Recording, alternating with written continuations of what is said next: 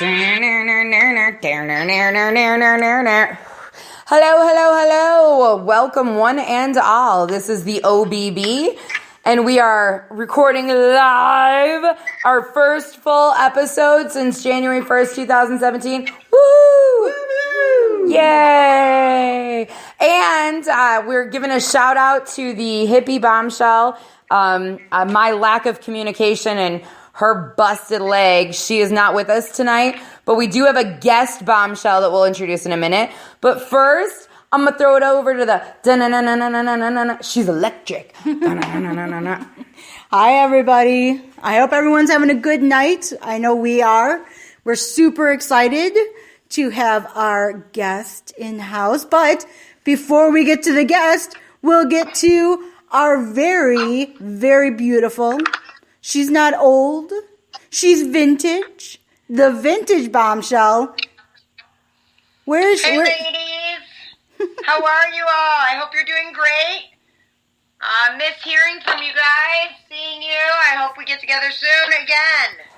Yes, that was a lot of fun. Definitely. We definitely had a good time. And then our guest for this this lovely evening is going to be one of our own BBs. Sorry, I just dropped you on the floor, Vintage. Hope you're okay. One of our own personal BBs who's coming to us live, and I tagged her on the page and on my personal page, Miss Nina, a.k.a. the Bazooka Bombshell. What's up, people? How's it feel to be in studio / on the cell phone? Oh, it's better in the studio. Of course, everything's better in the Everything's better in a studio. But this is awesome. Awesome. Well, thank you so much for joining us tonight. So tonight we are talking about change. We're going to talk about personal changes that we've gone through, personal changes that we're going through, changes that we've made, changes that we need to make, and why the fudge change is so hard. So just to get right into it and make it messy and yucky and nasty, what change are you going to be talking about tonight, Miss Electric? Oh, Miss Electric. Oh, Miss Electric has had all sorts of things go on in her life now that is very interesting. Very interesting. I was just diagnosed with diabetes. You. Yep. She's got the diabetes. I got the diabetes. My name is Scott Melkison, and I've got the power of diabetes. So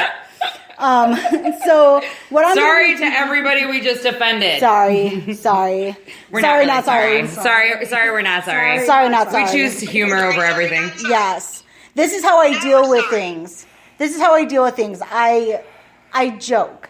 I joke about them because a lot of times to kind of really get into the whole deal, it's frustrating and it gets to be too much for me sometimes. So I joke instead of being serious about it when I should be serious. So I'm going to be talking about the power of diabetes and the changes that I'm going to be having to go through and changes that I've already made.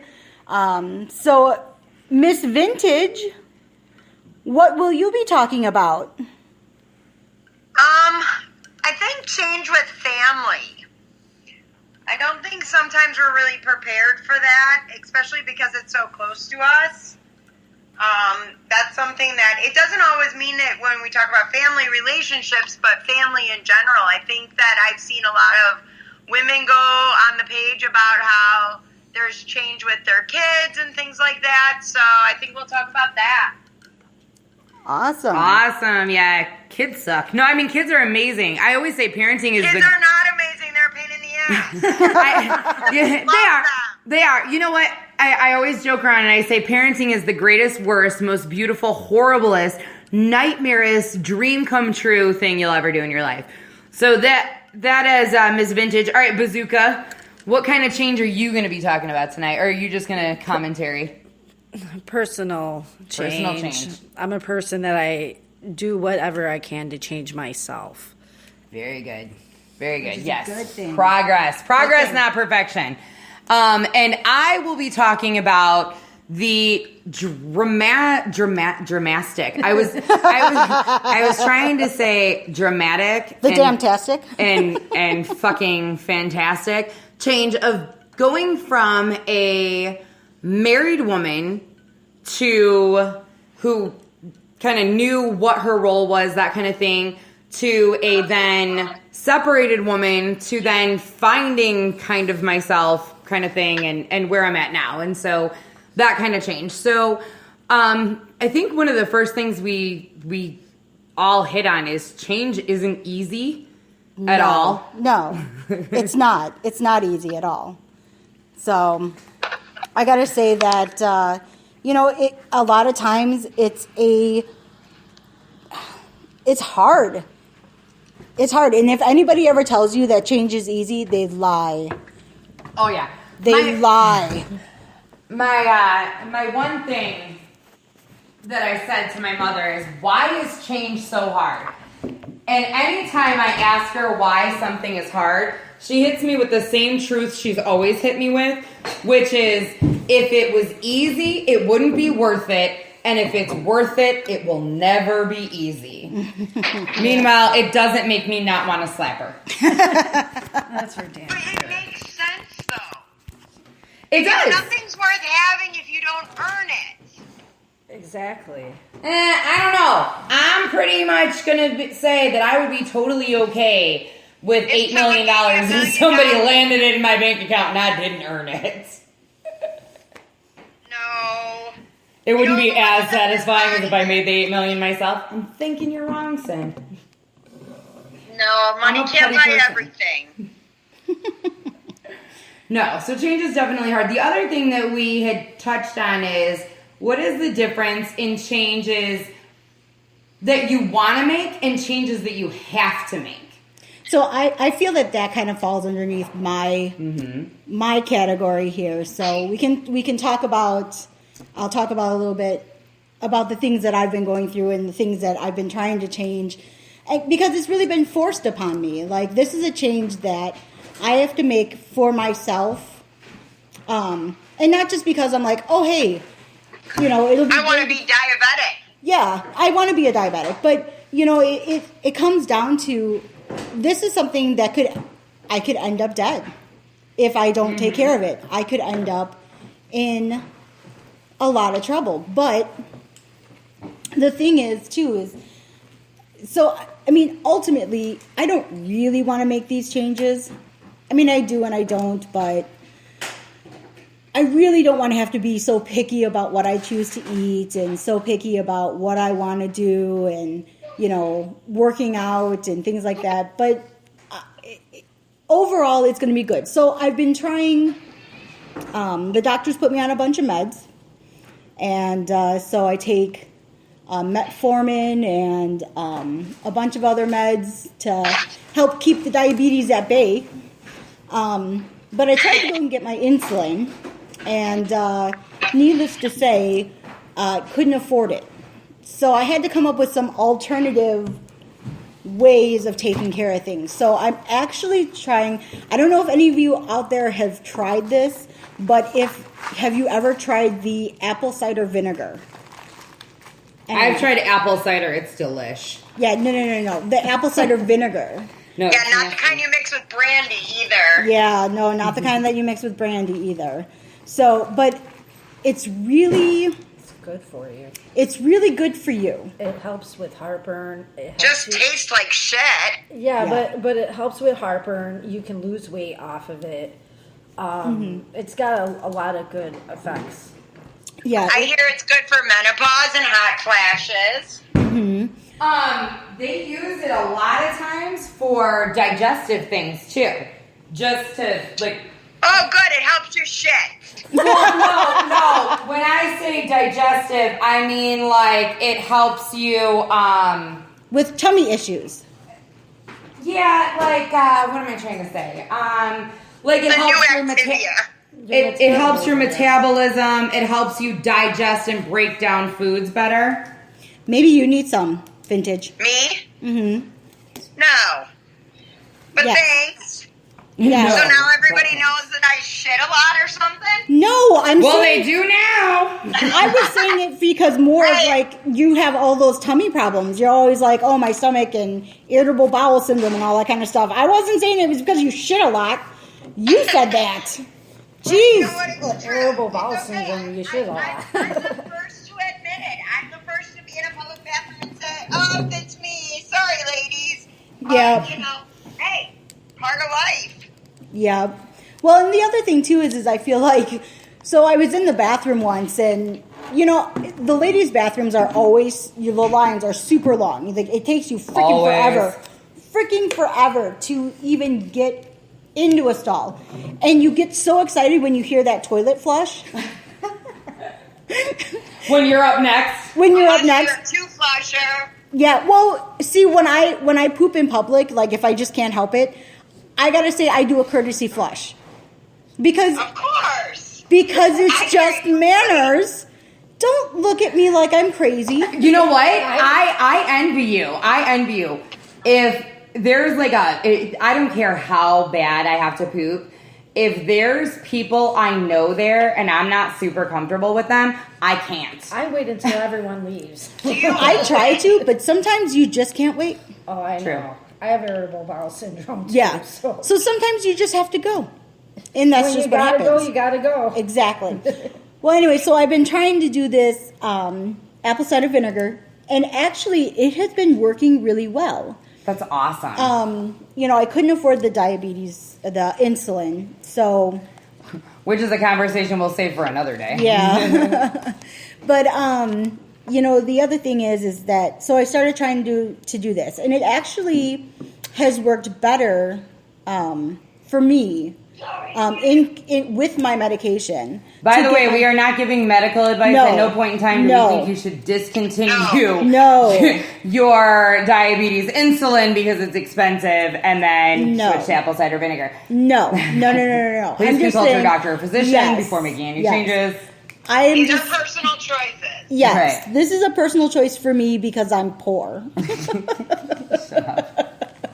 So it's been really rough, but I gotta say that the working out and the trying to watch what I eat and all of that kind of stuff has actually really been helping. My blood sugars have gotten down below 200. It was only 188 today, Cinnamon. Woo! which Looking better, but Yeah. I won't look a gift horse in the mouth. Yeah, exactly. Like, I mean, it could be better. It should be better because it's only supposed to be at like 100. But Yeah. I'm still working on it, and I'm still trying to do all the good things. But it's hard. It's hard because Well, changes. I think a good point. It's hard. Change is hard. it is. Mm-hmm. It is. And just to touch on something you said earlier, Mar, we deal with change because we have to or because we want to. But, there's a lot of times where change crosses over between the both. Like, we have to change something because we want to change something else, and there's that domino effect. Mm-hmm. And a lot of times they go hand in hand. Yeah. And that's very true. Prime example. Maybe we're not happy in a relationship. We want to kind of sever that and go a separate way, but the change then comes down to, well, then I have to change my children. And that normalcy that we have with them on an everyday basis, where those changes go hand in hand, it's not always desirable, I guess is a good word. Hey, Vintage.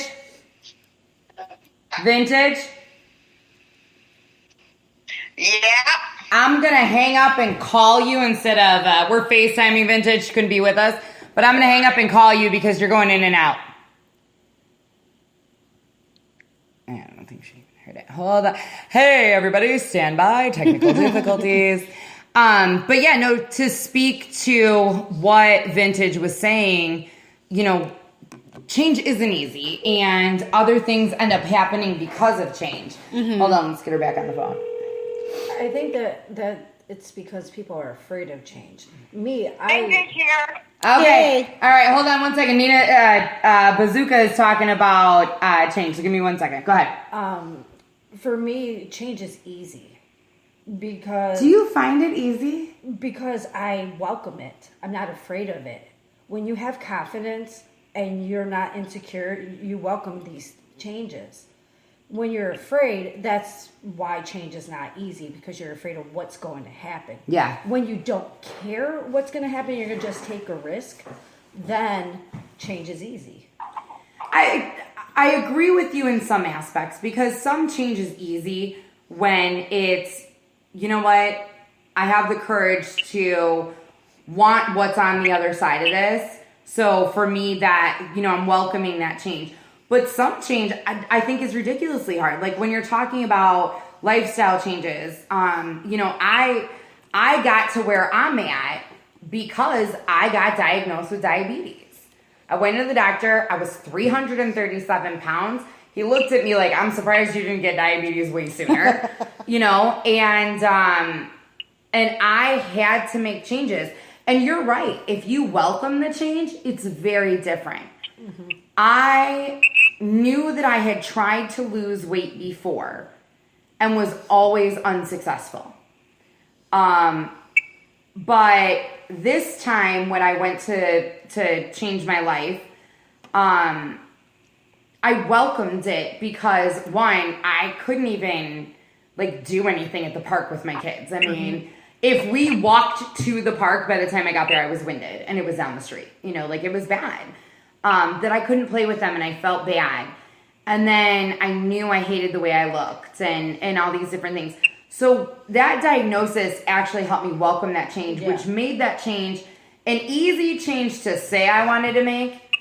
But after eating whatever the damn hell I felt like putting in my mouth, if I was happy, I ate. If I was sad, I ate, you know. Let's celebrate. Let's go get hot fudge sundaes. Oh, you're sad because your friend made fun of you at school? Let's go get hot fudge sundaes. Like, hot fudge sundaes were my answer to everything. But I think it can be hard. I think that you are absolutely 100% right that a lot of people will choose to stay the same, or change will be so difficult because they're afraid. Exactly. I mean, my mom has been smoking her whole entire life. Like, while she was pregnant with me, nursing me, smoking. Mm-hmm. She just got diagnosed with stage 4 lung cancer. Quit that very day. And that is something that I never thought in my whole entire life that I would ever see. And so, I mean, sometimes you're right. You know, when you're forced to, then it makes it easier because it's either your life or not. Mm-hmm. So, I mean, so you're right on that aspect. Yeah. You know, honestly, that comes back to something I read today about fear, that either you can look at it as one of two ways. Either you can take fear and make it forget everything and run, or you can turn it into face everything and rise above it. So, you know, it really is all about how you react to that change. I've heard fear stand for fuck everything and run. Or I've heard of it as face everything and rule. So, you know, you rule your... Or react. Or react, yeah. Yeah, and women have the ability to run everything. We have the ability to run. I think you definitely hit like the nail on the head. Women have the ability to not only run everything, but run from everything. Yes. We're always running. What position or way we're doing it decides on that day. Right. Yes. So that day, the weather, the time, what we ate, you know, different things like that. So the change that you made is kind of forced upon you. Yes. You know what I mean? The change. Yeah. No, and it is forced upon me, but it's also a good thing because, you know, I got to be honest, like, I have the worst self-esteem ever. I look in the mirror and I see, like, I can't even believe that I have a boyfriend, that anybody would ever be interested. And all I can say is, thank God I have a good personality, because if I had to go based solely on looks, I'd be so screwed. But Sparkle and I once made a joke. Someone made a comment to the two of us, and they're like, "But you're really good looking," and you know, I won't speak for her, but I definitely have a huge self-esteem problem. And he said, "You're really good looking. How did you get such a great personality too?" And her and I looked at each other and we started laughing. We're like, thank God for the ugly duckling phase. Because at one point in my life, I was fugly. Like, I had to get a good personality. But I mean, I gotta say, like, yeah, this change is being forced upon me, but, you know, it's also a good thing because it is going to help my self-esteem. It is going to make me feel better. And, you know, eating right and doing all this kind of stuff is going to make me feel better. But every once in a while, I want that hot fudge sundae. And I'd like to correct myself. Instead of saying forced upon you, I guess what I meant to say is forced in front of you. Yeah. So this was, you know, I mean, you don't have to change. Like, my grandfather, I had no idea. My grandfather had diabetes. Oh, really? And I would buy him like a 5-pound box of chocolate every Christmas. Hashtag asshole. But I knew he liked chocolate and he loved chocolate. And, you know, my noni always kept taking it away from him. And I thought she was just mean because she can be. And then, like, I think I was like 17, and they're like, stop buying him chocolate, he's diabetic. And I'm like, oh shit, I thought you guys were just mean to him. You know, so I mean, you don't have to change when you get that diagnosis. You go get tested? I do. Well, yeah, I do. Like everyone in my family, both parents, like, they all have diabetes. I actually have an aunt that died of diabetes, so it's something that I know a lot about. And it's very hereditary. So any of you got family members that have diabetes, go get tested. Yeah. I'll tell you what, when I was diagnosed with diabetes, they gave me the whole, you know, the whole blood sugar monitor and stuff like that I had from when I was pregnant. I didn't have diabetes, but I was on TPN. And so I had to monitor my sugars. But anyway, so they, you know, I get all set up and everything like that. And basically the way it went is I started making a bunch of life changes, dropped a bunch of weight, and the diabetes left. Yep. I mean, my diabetes, even though it's hereditary in my family, my diabetes was solely brought on. It was type 2. By my weight. And yeah, definitely that's a big thing. If you have that on either side of your family, or if you're heavy. I mean, I know it sounds weird, but if you're heavy, you need to get tested for diabetes, because I didn't get tested on purpose. I just told her, I'm like, I'm so tired. I'm peeing all the time. I don't know why. And then sure shit, you know, they tested me. Everybody has the gene in them for diabetes. It just takes something to bring it out. Yeah. So So don't feel special, Electric. I never do. We're talking about self-esteem. I'm telling you not to feel special. And asshole of the night is the OBB. Right. Anyway, no, I mean, well, and so overall, it's going to help out. And I got to say, since I've started working out more and eating better and doing the apple cider vinegar and all this kind of stuff, I started at like 237, and what was it? We weighed, myself here was like 228. No, it was 226, but that 226. feels 2 pounds heavy. So you're actually 224. I'm actually down to 224. 224.1. And yeah, so I'm really proud of myself there. We're very proud. Yes, And you know what? I'll tell you what, losing 1 pound. I mean, I don't care what anybody says, oh, the first 5 pounds are water weight or whatever, because I mean, I've heard it all from my mother. I don't care what anybody says. Losing 1 pound, I don't care if it's in a month, in a week, in 3 months, that's a big deal. It's not easy. And although I'm going to tell you what my coach told me, you can't say I'm losing weight or I've lost. Because when you lose something, you're going to get it back. Yeah. So it's, I've gotten rid of this amount of pounds. But, and that's huge. Now let me ask you, I know that, you know, you have some other medical issues. And so, you know, we're not, that's your business. I don't want to tell anybody anything. But do you feel a difference on the days that you work out versus the days you don't work out? You don't? No. Okay. No. Usually... So in 2008, I got diagnosed with chronic migraine. So I've had a migraine since 2008. It's with me every day, all day, every day. I've only been going through that for 2-3 years now.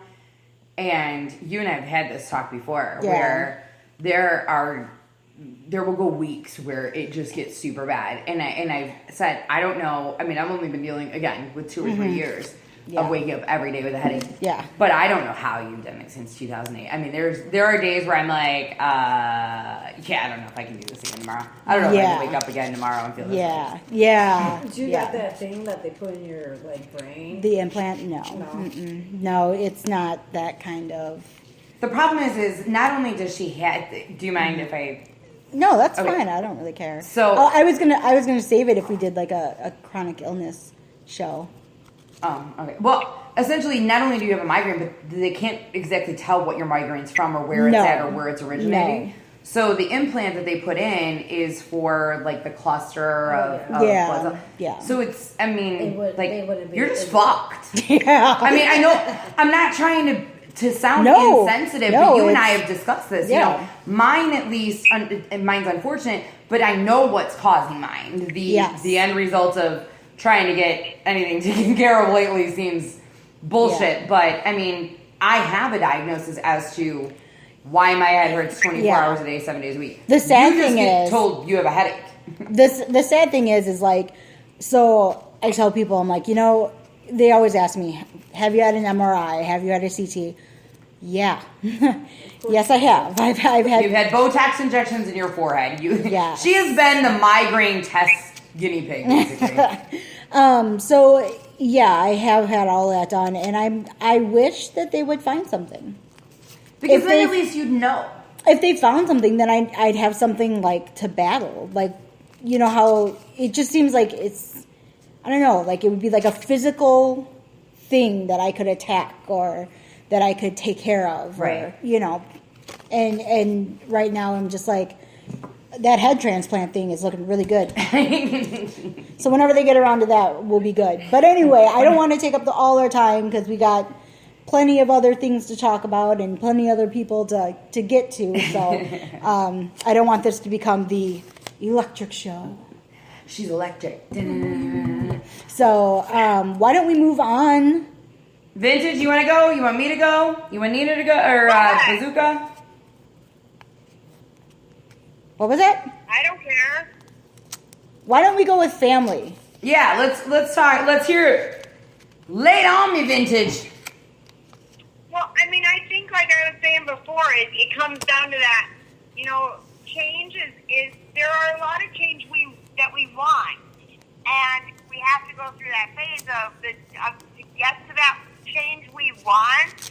But unfortunately, with that domino effect, that you're going to have to experience change you don't want, and you have to learn how to kind of manage to move them hand in hand.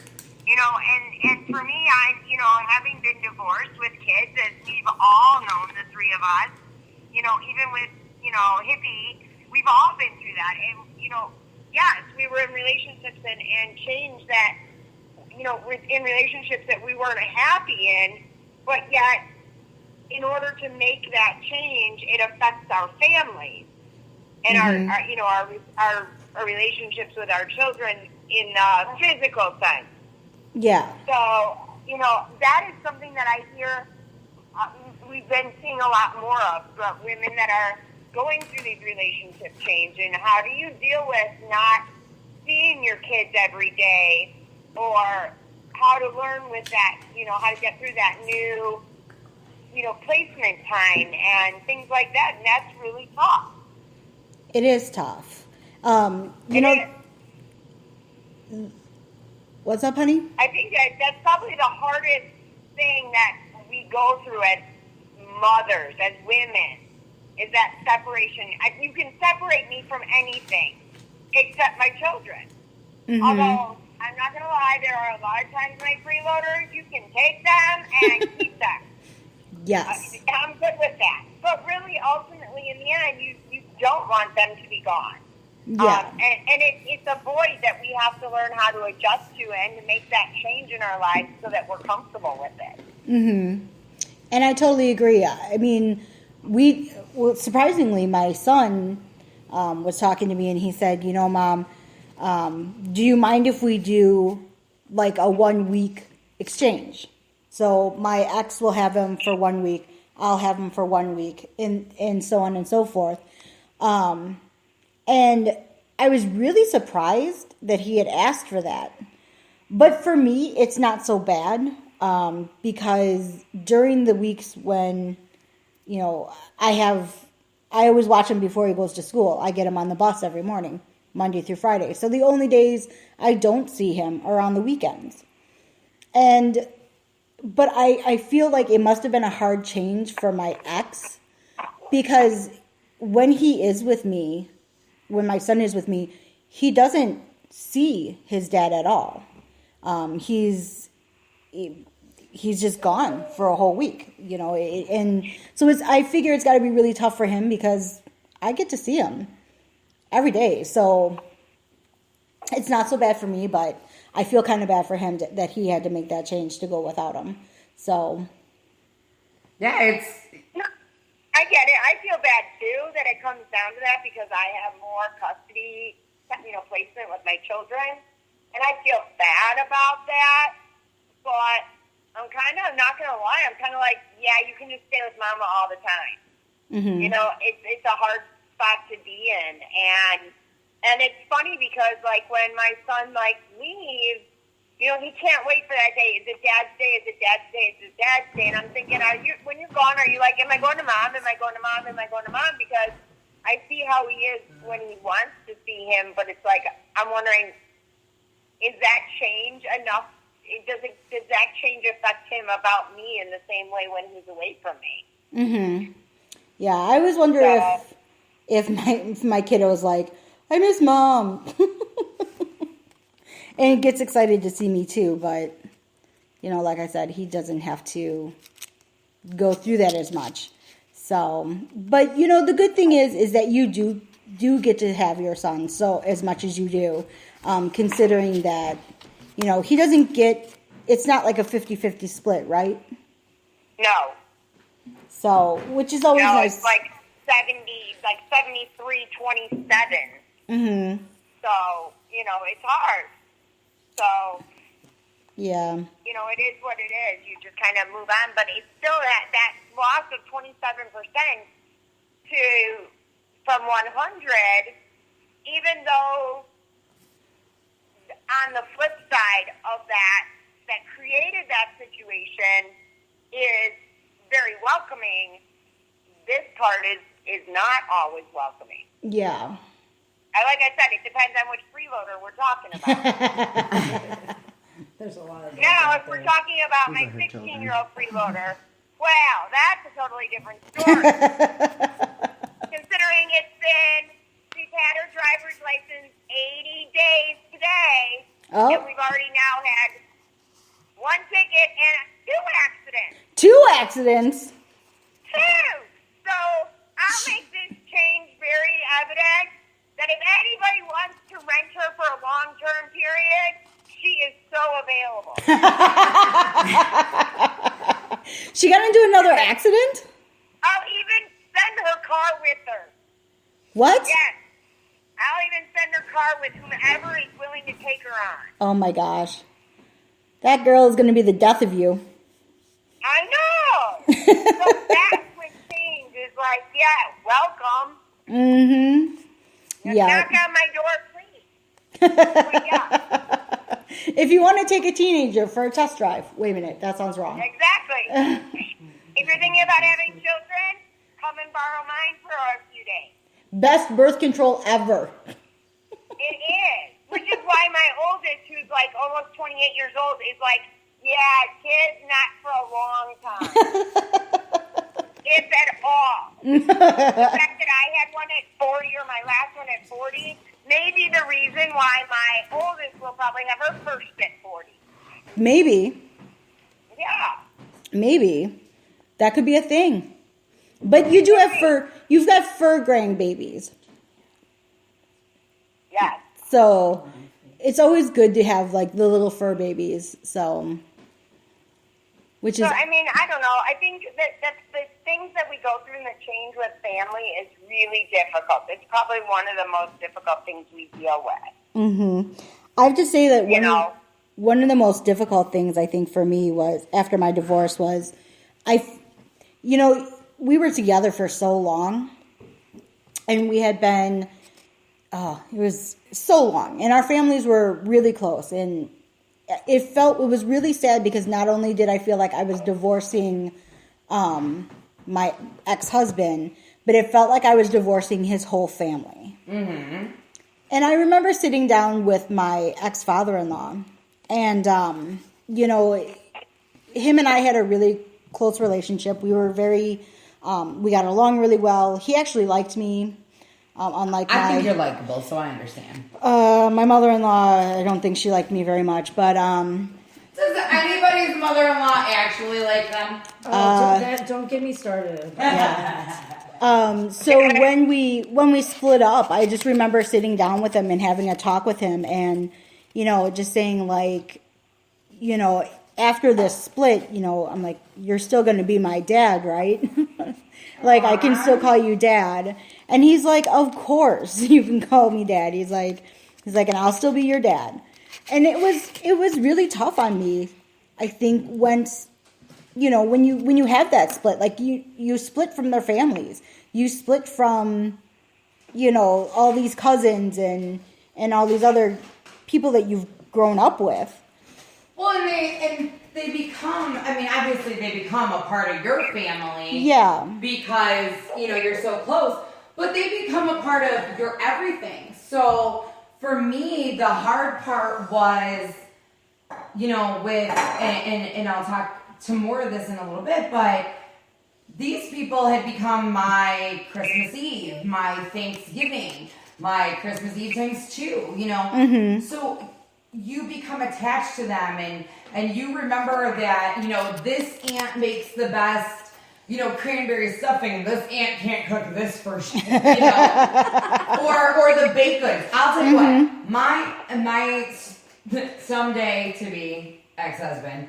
Not going soon. We're going someday. Someday to be ex-husband. His one aunt. That woman can cook. But baked goods, this woman can blow your mind with what different cookies, bakery stuff, whatever, that she would make.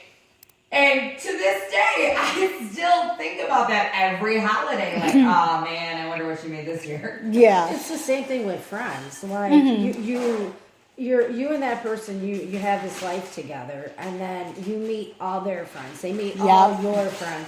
And then when you split or break up, then they stop talking to you. And then it makes you feel upset. Like, I've dedicated my life not only to this person, but to these friendships that I made. Mm-hmm. And you would think that they would care a little bit. I understand that when people break up, their loyalties is with that person. Yeah. Apparently I need to understand this because my boyfriend's friends, they bring girls out and you want to welcome them, make them feel comfortable. So then I do, and then we form friendships, and then they dump them, and I'm still friends with them. Apparently there's a line I'm crossing here. You know what? I feel that that's how it should be, that you shouldn't have to dump them. You dumped each other. You didn't You're dump, the boys. You didn't dump the I don't have to dump them. Well, I feel like it always takes me back to like those on Friends. Oh. When Ross and Rachel broke up. Yeah. And they were all like this big group of friends. Yeah. And so, I know that I know it's completely dumb that. No, I'm talking about first friends, off. but first off, I love Friends. Yeah. And second off, it's true though. Like, think about your marriage, okay? Mm-hmm. And you can equate it marriage, boyfriend, girlfriend, whatever. But you go into a relationship, you have your friends, they have their friends. Mm-hmm. If your relationship lasts for any length of time, over time, friends dwindle out and they become our friends. Mm-hmm. So then when that union ends, and it doesn't even always have to be a relationship. It could be another friendship, Mm-hmm. All of a sudden, it's kind of like, and I've said to people before, you don't have to stop being my friend to continue being, my ex's friend or someone I don't talk to anymore. Some people are too shallow. But some people are petty. They're like, look, I don't want you. My someday to be ex-husband did say to a couple people, if you're going to talk to her, don't talk to me. And, but you know what? You got to understand there's different circumstances and stuff like that. But in any relationship, whether, like I said, friendship or or a romantic relationship, it ends, the friends dwindle on sides. I mean, I'm sure there's people that you talk to damn near daily, weekly when you were married that you haven't said boo to in years. And that is a thing too. Like, I mean, I have a friend, his name is Jason. And we all became friends together, and we were all, me, my ex, Jason, and my other friend, Scott, we were all super close. And like, we would hang out on weekends, and we would, go out all the time together. And we both, my ex and I, stood up in his wedding to his beautiful wife. And so we were there. We were all there for all these events. And it's really tough now because when we split, I kind of really just stopped talking to a lot of people that was mutual friends of ours. Only because, like, I felt like the divorce was my fault and, these people wouldn't really want to be my friends. But, my friend Jason and I have always been friends, and we continue to be friends, which is awesome. And right. I'm glad that he continued to stay my friend, even though me and my ex had broken up, and we had all been so tight together. So, I mean, I really feel blessed that, they stayed my friend, and I feel like your true friends will do that. I do too. It's funny. The kid's dad, we're just going to go with this. The kid's dad and I have a really good friend who was our really good friend when we were married. Well, he's also really good friends with the kid's dad's new girlfriend. So it's funny because not only are him and I friends, her and him are friends, but him and my ex are still friends. You know what I mean? And there's a mutual respect, obviously, being a good friend, that there's a mutual respect there, and it works, and it's awesome. So, all right, any more change you want to speak to about family or how it's been personally for you, or what the hardest thing was, or how did you overcome setbacks, anything like that, Sin? Or Vintage? Sin, I don't matter.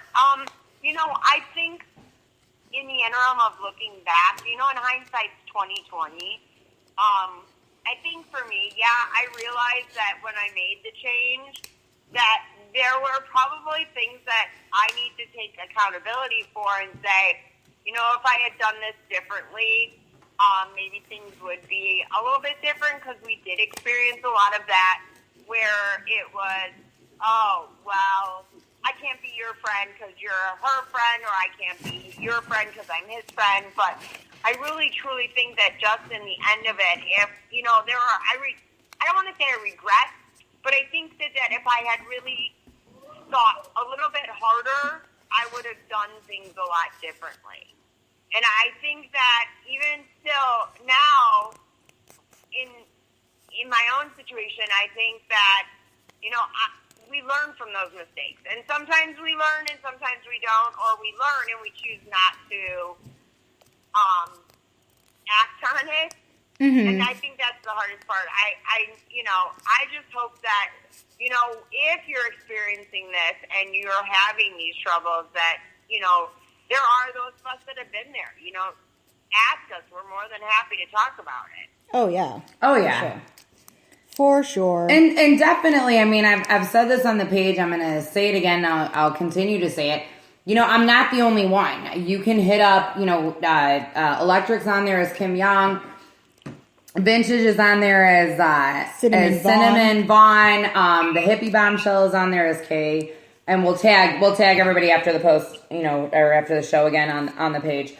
But you can hit up any one of us. I mean, if it's not something you want to ask in the group, one of the things that happens sometimes too is people will say, can you ask this in the group for me? And you can hit up any one of us and we can say, hey, if BB wants to ask this anonymously, maybe you've got friends, family in the group, you don't want them knowing it's about you, whatever. Or you don't want everybody, knowing you and giving you advice. You just want, an unbiased opinion. But I mean, you can ask us, any one of us, if we don't, You know, if you ask me about blending a family and getting married and different things, I'm not going to have that answer for you. But I can switch you over to vintage or electric or hippie, and they're going to have those answers. And women on the page are more than happy to say, oh, yeah, you know what? I did that, and I really effed this up, and this is, you know, how I would change it. But vintage, going on that, so, you know, obviously you say hindsight's 20/20. What is something that you can say that you would have done differently now looking back? Wow. That's a good question. That's tough. I mean, there's a lot of things. I think that going back and looking at it in a different perspective, I think with my last divorce, I think that if I had actually, even though I knew what my end result was that I wanted, I think that if I had been more, I think if I had been more sympathetic to how it not only affected me or my ex-husband and my children, but like that extended family part of it. There's still so much, even like with the holidays now, there's still so much hatred, you know, between my parents and my exes and my ex-husband and my ex-in-laws. And I think that if I could go back and do this totally differently, I would have sat down and really not been so abrupt with a lot of things. That makes sense. Because it was a lot of unknown for me, that I kind of went into it blindly and abruptly, that I think that that's sometimes where we end up. I didn't have anyone to talk to, and that was my mistake. But you have me now. And me. And And the hippie. No, and like 2,700 other women. What? What did you just say, I vintage? don't have you now because you're there and I'm here. Oh, well. I'm I'm sorry. only one call away. I'll be here to save the day. Thank you, Charlie Puth. All credits, rights reserved. No, I'm just kidding. All right, so Bazooka, we had talked, and you said you were going to talk about personal change. So give me either a change you're going through, a change you've made. Hit me with your best shot. Me, I'm a free spirit, and I'm gonna get up and go. And if I want something, I don't wait around. I go for it. You know, I do if it involves chocolate or bacon. I personally have been sexually molested and raped, and I have taken my life and figured out ways to get over that and to just change myself, because when you love yourself, things come a lot easier for you. Not to say that my life is easy by any means, but I was like last year, I was unhappy with my job. I was there for 13 years, and I just was done with it, and I quit my job, took my 401k. I went to Mardi Gras, because yesterday was my birthday. Today's my birthday party. So any of you ladies in Fox Lake want to go to Blueberry Hill? It's a PJ party. Everyone is more than welcome. Come and celebrate. You get to meet the Bazooka and have a drink. There you go. But so last year I went to Mardi Gras for my birthday, which was number 2 on my bucket list for my whole entire life. And I'm a huge diehard Cub fan. And I went to spring training for 2 months. And then I came back, went to California. And then I came back and got a job with Jewel for 2 days. I mean, within 2 days. But personally now, that's not what I'm here for. I'm here because I want to be a radio broadcaster. I want to be the first woman baseball sports broadcaster for the Cubs. And that's... Even though I'm still a Sox fan, I still have my loyalty to my Sox, to my White Sox. I just want to hear you say, Cubs win. Cubs win. Yeah. You are listening to 670 The Score. See, she's got it. She's ready for this. So, but these personal changes are not going to happen if you sit around. And it's not going to just come laying in your lap. You have to get out there and not be worried and afraid of what may happen.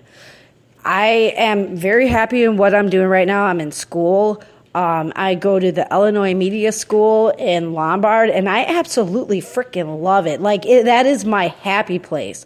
And, I mean, yesterday was my birthday. I was having a bad day, but when I got to school, the students, one of the students went and got video from other people, like, wishing me a happy birthday. People brought me candy. You got candy. They brought me. You went out afterwards. Yeah, one of the. Welcome to my inner circle. Oh, you want to be on my show? No problem. Yeah. And yesterday you had a banana for breakfast. Well, I'm probably one of the most interesting people because I don't sugarcoat anything. You can ask me anything, but be prepared to not like what I have to say, because if you want the truth, you're going to get the truth, and you're not going to like what I say because I am hard. I'm not called Bazooka for nothing.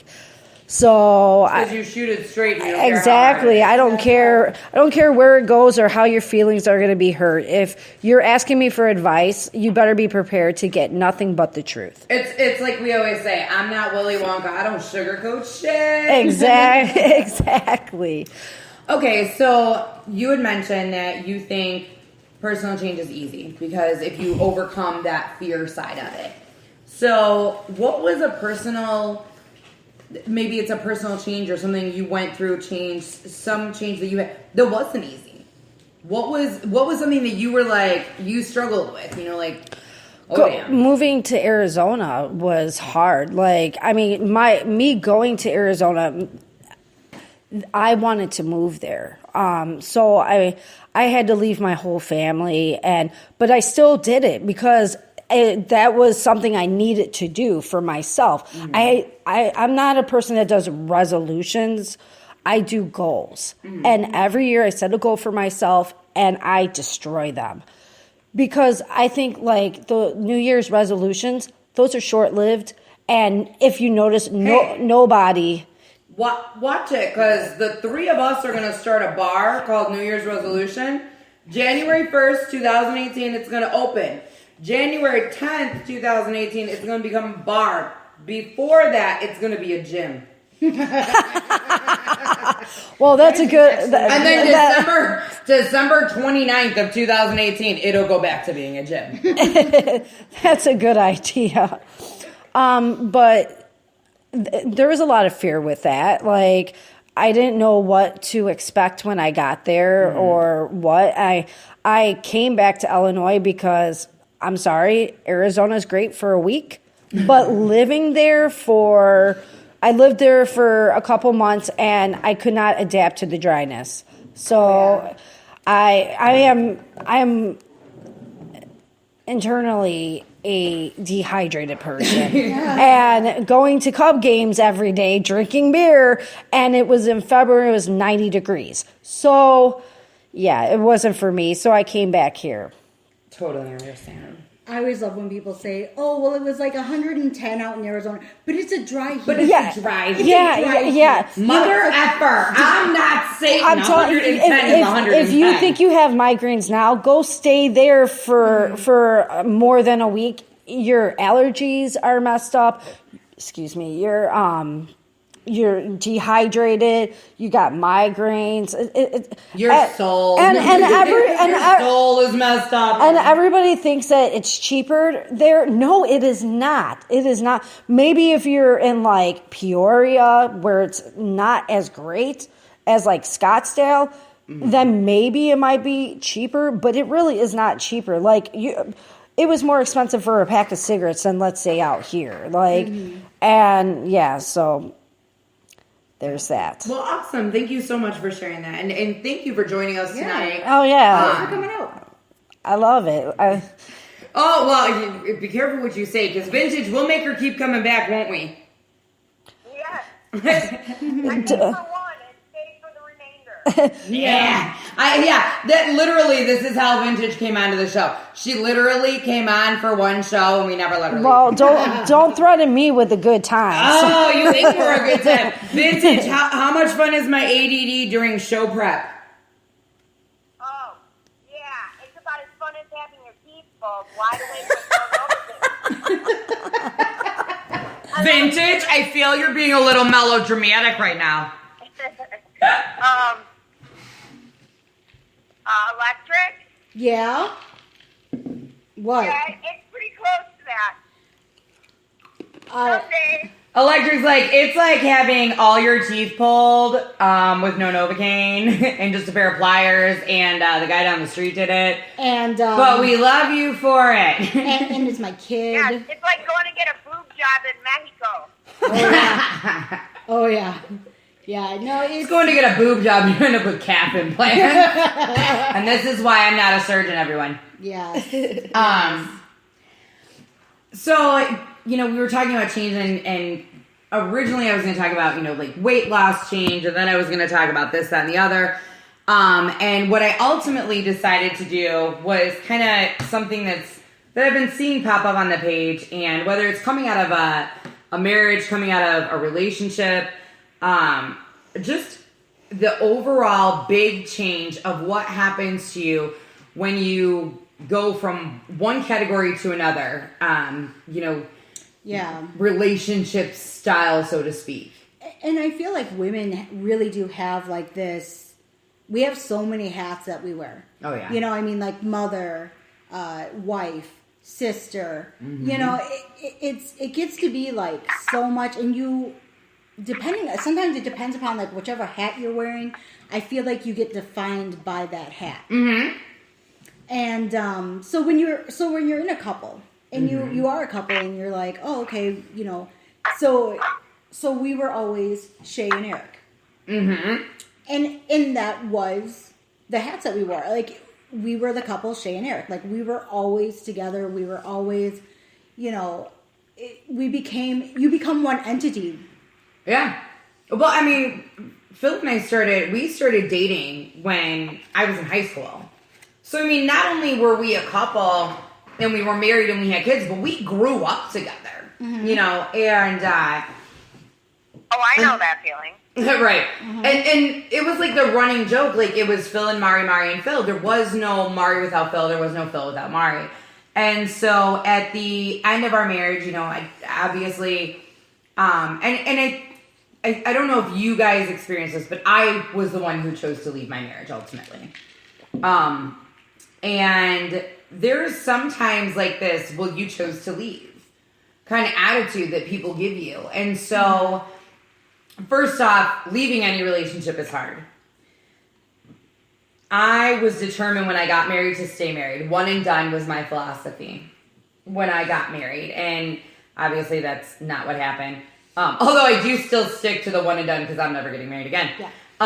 Technically, you still have to get divorced. Right. My someday ex-husband. But, so for me, it was such a blow, period, that this marriage ended. Not only that, but essentially, I'm walking away from the person that's been my best friend for 17 years. Mm-hmm. Holy. And then on top of all of that, we have 3 kids together. On top of all of that, we're going to be in each other's lives. And on top of all of that, there was a lot of fighting and a lot of hurt and a lot of anger. When I chose to leave, I knew I was not in a position to be in a relationship. Mm-hmm. I knew that I was broken. I was damaged in so many ways. And I'm not saying he did it to me or anything like that, but I was just broken. And for me, it was about trying to, everybody says, find yourself. I had to find myself. I had to figure out who I was. I don't know how you guys are, but I can be still in certain ways, but was extremely influential in my marriage. So, and this is like, everyone's going to kind of chuckle about this, but we have this running joke in my family about eggs. So when I was married, or before I was married, I liked scrambled eggs and cheese. Okay? It's what my mom made, it's what my brother ate, whatever. When I got married to my husband or spent any length of time with him, I like this kind of egg.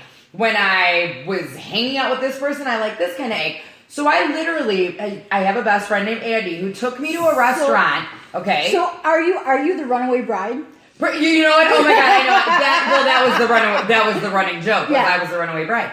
But my friend Andy took me to a restaurant, and because I had told him, I'm like, I don't even know who I am. Like, without Phil, I'm Phil and Mari. And when I'm not Phil and Mari, I am, when you introduce yourself, who are you? What do you do? That kind of thing. I'm a stay-at-home mom. I have 3 children. They're these ages. My husband works.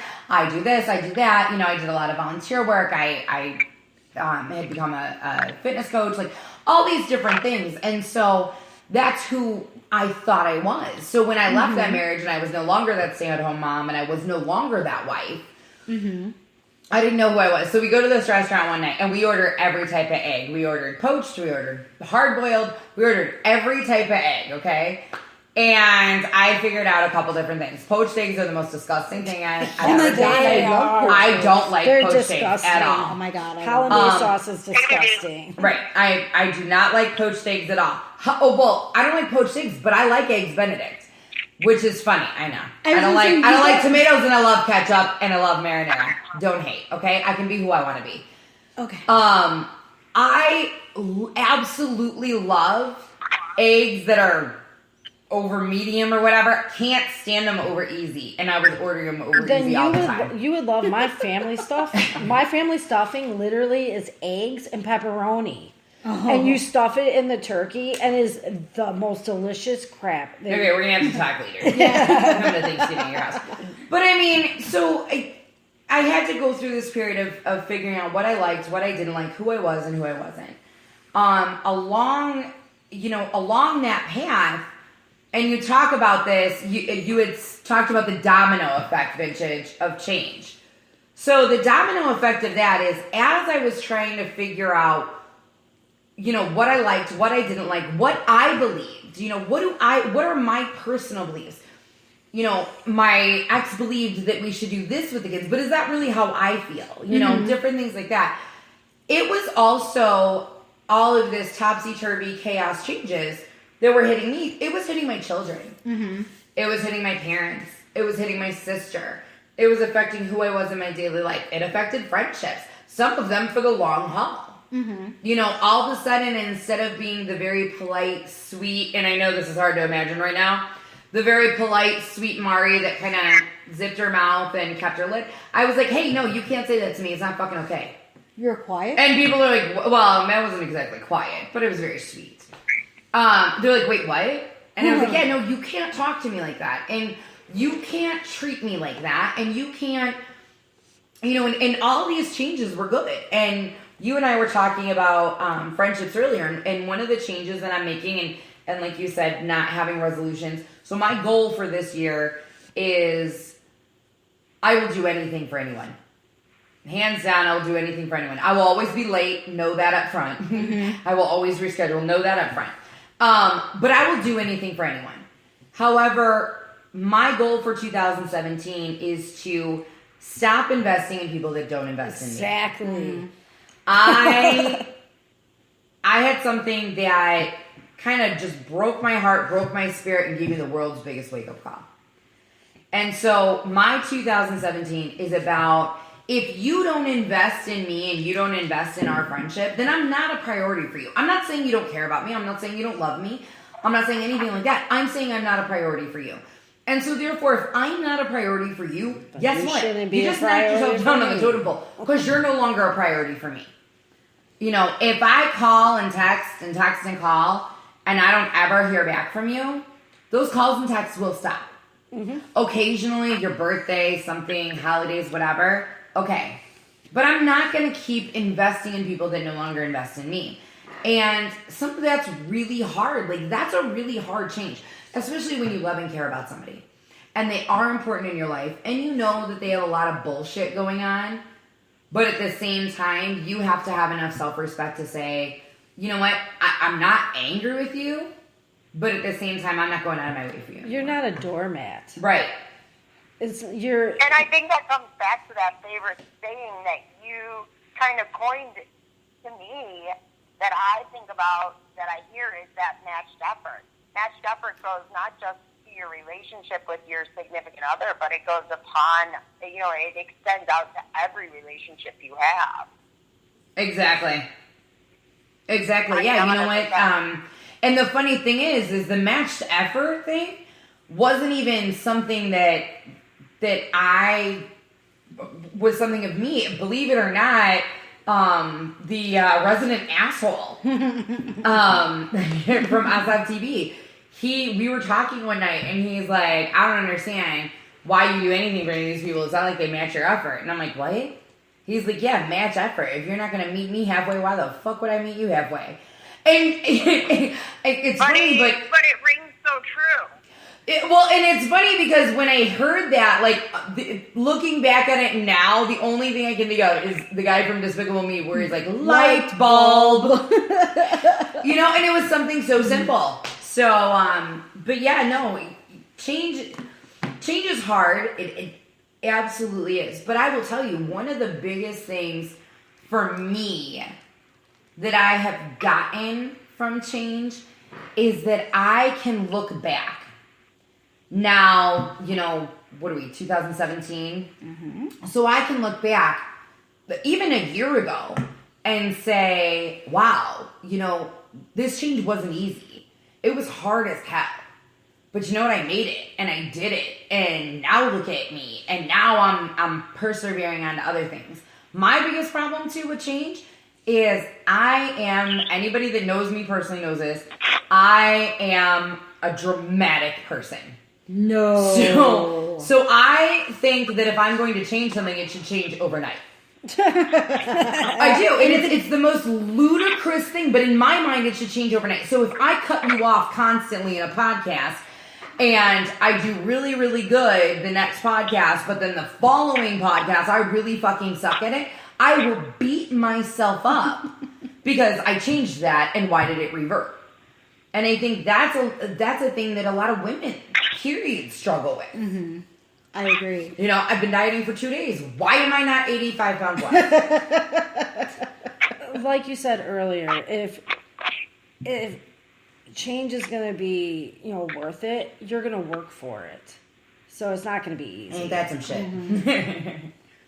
If it's easy, it's not worth it. If it's worth it, it won't be easy. Yeah, if men thought about women that way, it would be so much better. It would be. Right. And there'd be a lot less STDs and illegitimate children. We take more pride knowing what we've earned. Mm-hmm. Right. And you're that ownership, it brings that sense of calmness to us. And I think it makes us feel, we realize what our capabilities are. And I agree, we all wear that different hat, and we can change our hat like 25 million times a day or every 38 seconds. Mm-hmm. And, when you lose one of those hats, or, that changes and you no longer have to wear it, it is very frustrating, And it has that domino effect. I totally get that. Yeah. That was something I dealt with. My kids played hockey. My kids have always been sports kids. They played hockey, cheerleaders. We've been everything. And when my second freeloader, after playing hockey for, 7 years, came to me and said, I don't want to play anymore. Like, instantaneously. Like, I'm like, get your shit and get in the car. It's time to go to the rink. Let's go. And she looks at me and says, I don't want to play anymore. I totally lost that hat because I was so defined by the fact that I'm a hockey mom. Mm-hmm. Mm-hmm. My life revolves around this. My friends are all sitting in the bleachers. Who am I going to talk to? What am I going to do? I don't have a life now because all of a sudden I lost this hat. Mm-hmm. And it's almost traumatic to lose kind of one of your statuses that you carry through life every day? Well, because it becomes, I think those hats become a part of you. They become a part of your identity. So, and I mean, this happens in friendships. It happens in relationships. You know, you lose that piece of that puzzle, and you know, people are asking you about it, and it's cutting it open again, and people are asking, oh, well, you know, what happened between the two of you? And then you have to come up for an answer, which, you know, you're like, well, 17 years ago we got married, we got together, and we probably shouldn't have. I should have stayed home that day. But, But, you know, the other thing is for every hat that you stop wearing, a new hat comes in. I love hats. That's true. me too. I'm a big fan of hats too. Yeah. But you know, so going through the whole change thing, okay? What do you think? And I'm gonna ask each one of you individually, and then we're gonna close up shop for today. But I'm gonna start with vintage. So I'm gonna give you a minute to think on this while I kind of ask the question. What would be your one, I don't know, caution, or your one piece of advice, or your one final thought about change? So I'll go with mine, and then we'll hit vintage. For me, I would say that it's gonna be hard. It'll be worth it in the end, but to make the changes that you need to make, not just for you, but for everyone around you. You know, like when I didn't have my kids, I had such a hard time. I would become like literally just depressed, and I would stay in and I would like cry. It was disgusting. So when my kids got home, I was so in their face, smothering them to death that they were like, I want nothing to do with you. And now we're on a flip side. Now I do my own thing. I go to concerts. I do I do me when I don't have the kids, that I've even disengaged a little bit too much. So now it's about trying to find that balance, which is the one word I hate the most in fucking life. I don't think balance exists. I think what balance is being an extremist at different points of times, so that overall the averages come out kind of normal. All right, so vintage, what's your advice, your caution, your final thought on change? I think that I would say, you know, if you really feel you need this change and you hesitate because of your fear of how it's going to affect other things, I think that one of the things that I would have to say is you can't be afraid of the change. I mean, if it's a change that will make you happy, continue forward, because when you're happy, everybody around you experiences that happiness that you have. So yes, maybe it's going to change things for your kids or your other family members, but in the interim of it all, if you're not happy, they know it, and they can feel that and sense that. And so even though the change is going to be hard and it's going to change things for everybody around you, that it will be for the positive in the end. Mm-hmm. Amen. Don't be afraid. Reach! All right, now we're going to go with our guest, Bazooka. What's your final thought or cautionary tale or piece of advice or just rhetoric you want to say? So, like she said, you know, about the fear, but I also want to say, stop downing yourself. Like, downing, you know, look in the mirror and own it. Like, you should just be proud of being alive and being who you are. Because if you didn't have yourself, like me personally, if I didn't have myself, I wouldn't be here. I wouldn't be alive. So don't be afraid to love yourself. And women, please stop downing each other. We need each other more than anybody else. So, How many times do we change the cover photo on BB? Have I changed it to real women encourage each other, exactly. not discourage each other? Exactly. Yes. That's why we're here. You know, that's a whole other show. Oh yeah, that'll be another show. We'll call you back for that show. There you go. All right, She's electric. Final thoughts. Final thoughts. I agree. Change is hard, and you brought up something. You said like because you're such a you just expect the change to happen overnight. Mm-hmm. So the thing is somebody pointed out, or someone said to me once, like, hey, it took you how long to get to be how you are? Mm-hmm. It took, like, let's say, talking about my work, it took me years to get this heavy. Mm-hmm. I can't just expect overnight that it's going to be, boom, changed, and I'm going to, I've been dieting for 2 days. How come I haven't lost 85 pounds? Right. It's not going to be like that. It took you years to get there. It's going to take you years to get it back to where it was. Now, the thing that I feel is like a lot of women, or just people in general, will sabotage themselves. Yeah. Like they'll, you hit it on the nail. you'll start doing the change, and then all of a sudden one thing will go wrong. Or say you are dieting, and all of a sudden you're like, oh my gosh, I had this huge piece of cake. No, I'm sorry, it wasn't just a piece, it was a whole cake. You're gonna have... Stop talking about my personal life. Whatever.